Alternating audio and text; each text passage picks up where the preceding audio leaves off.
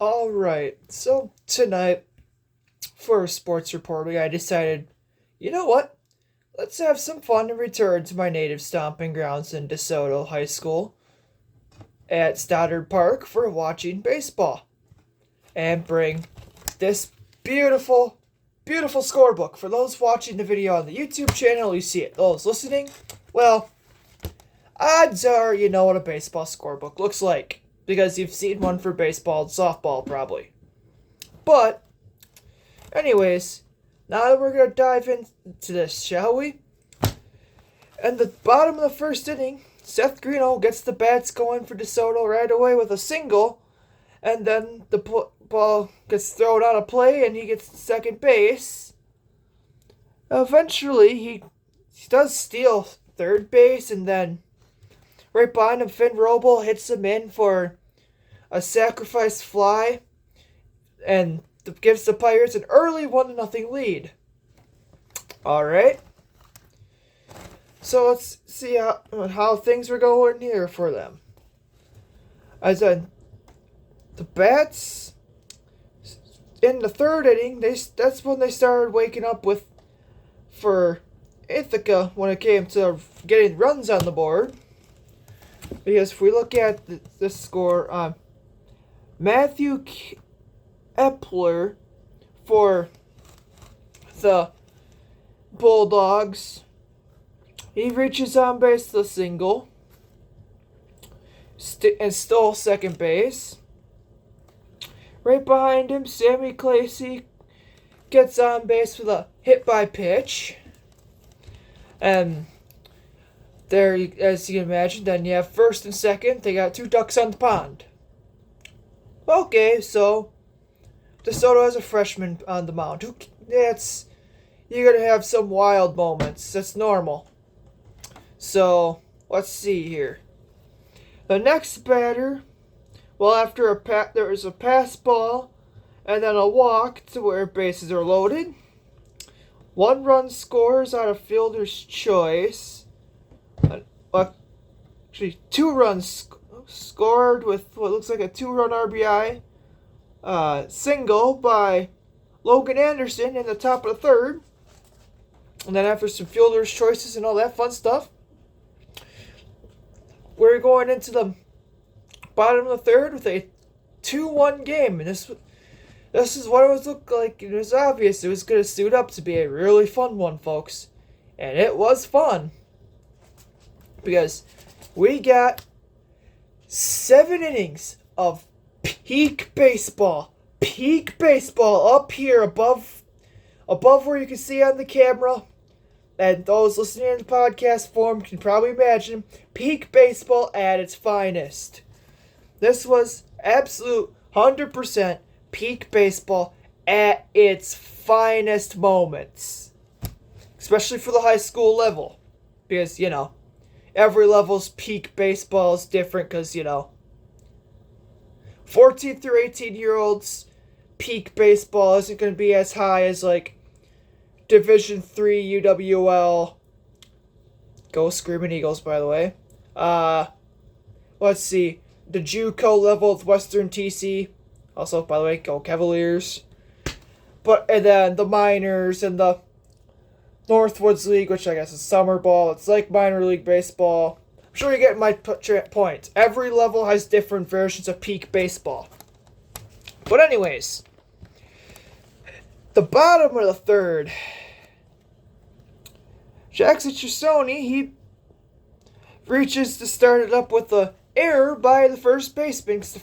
When Ithaca's first baseman, that's normal baseball. He looks like, even though stat book wise goes down as an error, you can't control when you're going down to field it to get ready to go over, pick it up, and get the out at first, and it takes one heck of a hop out of your glove, and then you're watching it go underneath you. Kind of looks something similar to the Buckner boot for those of you who have seen that video. If you have not seen the Buckner boot, I recommend you go look it up. But then the floodgates opened up. We got a stolen base. Unfortunately, Silas did pop out to the first baseman, but we'll see what happens here. Because it is what it is. And let's see here. Oh, yeah. And then Bryce Schultz, he gets on with a single. Seth Greeno gets on with a fielder's choice. And then to get the second out at third. But then the floodgates, they were opened. The offensive slugfest in scoring, it woke up, it started, it was fun. Because, like I said, peak baseball. And when you're watching some offensive numbers but good pitching at the same time, every baseball fan loves that. Every baseball fan across America will love that kind of baseball. But then, if we look at this here, let's see. Yeah, Finn Roble, he gets an RBI single that scores one. And then Bryce Grelly comes in, he gets an RBI. And the next thing we know, it is 4-2 DeSoto. Evan Coe comes in, he gets himself a single on going. And then Harris Kruger, he gets a walk. Unfortunately, Matthew Sanding, he hit the crap out of that ball. Any baseball fan really knows the saying of, yeah, really hit the bleep out of that one. But I can't say that full sentence. For a fielder's choice, and unfortunately that ended the inning for them. But then after that, things went silent. The Pirates, they did eventually add on another one in the bottom of the fourth to make it go from, let's see, 1, 2, 3, 4, 5-2, made it 6-2.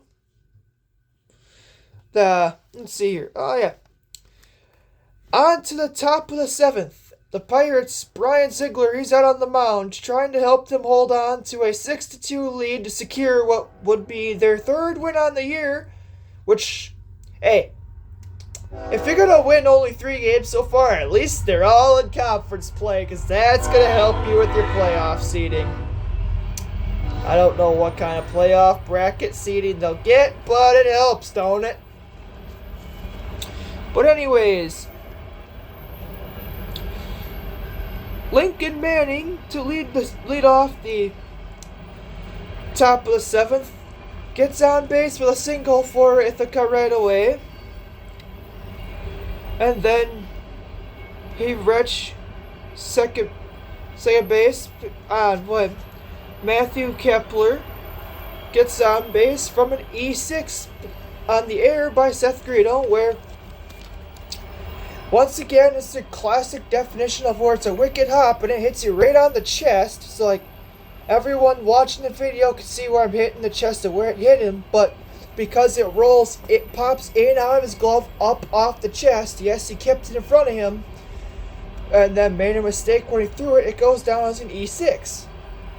Again, not the best air to have, but far from the worst. I have seen a lot worse.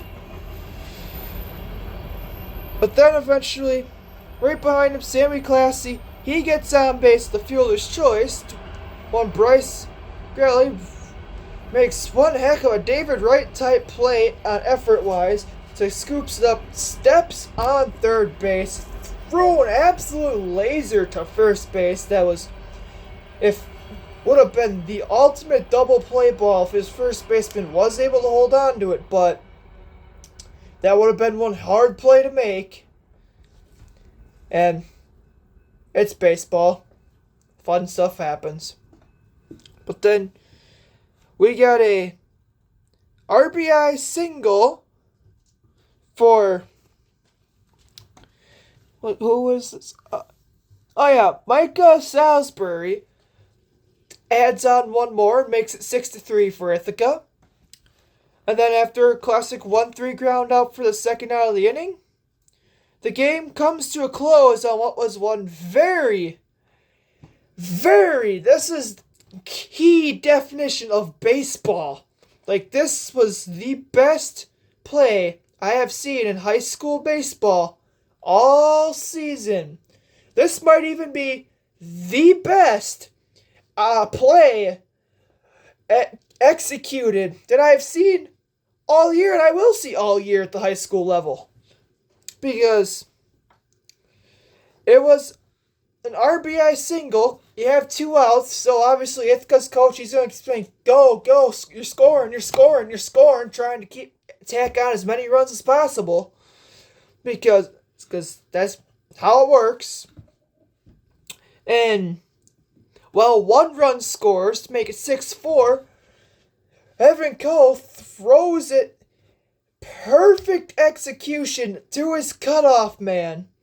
And then they turn around, throw it right to the catcher. And Austin DeFlorian, right where the catcher has to be, gets the ball, catches it right on the money, puts down the tag when they're sliding, gets the out, game over. Final score was 6-4 DeSoto. And oh man, especially in that final inning in the top of the 7th, that was peak baseball. You're not going to see any better baseball, especially for the free price of admission. There ain't going to be any better baseball than what I saw out of that today. And the wind was gusting. It was a very, very beautiful, like 49 degrees and wind for that. So yeah, it was something. Very, very much something. So yeah, that was great. But there is also one more side note I'm going to add that I've noticed from the game here today that kind of makes me sad. Really, really sad. And that is how, it says that, the Ithaca fans, someone needs to tell them it's baseball. It's not the end of the world whether you win or lose.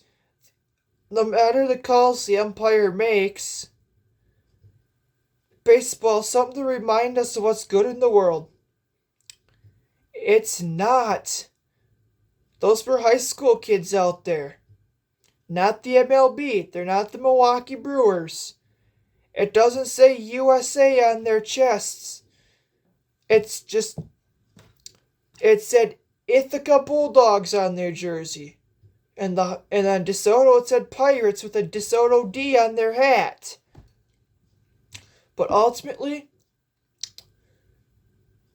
that's just sad that the Ithaca parents were having it where there were legitimately 5-year-olds on the DeSoto sideline that were acting like more mature adults, even on calls they didn't agree with, than the actual grown adults. The varsity softball team, when they were sitting there waiting to watching their friends and fellow baseball counterparts finishing their game, waiting for their ride to go home. It's not that they were sitting there. I'm sure they didn't agree with the call or like it either, but you didn't see them just casually, cursing out and calling the umpire names and yelling at him for all you're worth at the top of their lungs. That's sad. The fact that high school sports, middle school, youth sports, you name it, which I guess I kind of consider high school sports youth sports because they're technically kids out there, but anyway, and anything from youth sports and 8U baseball all the way up through the varsity high school level with 18-year-old kids about to graduate high school. And you got parents out there yelling at the umpire, and treating it like it's the end of the world and as if they know better. You gotta respect the call here, guys. That's just. I'm disappointed in the fact that I actually had to see it with my own two eyes. I've heard the stories. I've seen the news articles about parents doing that. I have never seen it before with my own two eyes. And then tonight happened.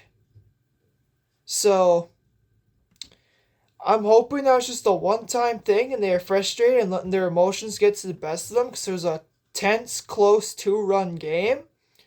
But there's no way of knowing because, you know, I can't read minds. And the way they were, I'm betting you that wasn't the first umpire they're doing that.